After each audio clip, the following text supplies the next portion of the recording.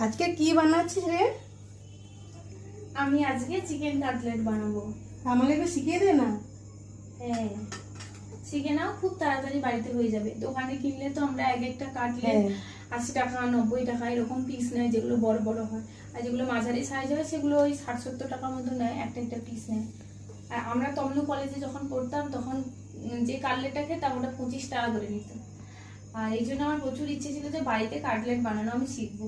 তো আমি এখানে কাটলেট বানানোর জন্য সমস্ত কিছু গুছিয়ে নিয়েছি। দেখো, এইদিকে নিয়েছি আমি প্রথমে, এখানে আমি বোনলেস যে চিকেনটা ছিল ওটাকে মিক্সিতে গ্রাইন্ড করে নিয়েছি। আর আপনারা যদি পারেন দোকান থেকে কিমা কিনে আনলে ভালো হয়। আমার বাড়িতে বোনলেস চিকেন ছিল, এই কারণে আমি ওটাই মিক্সিতে গ্রাইন্ড করে নিয়েছি।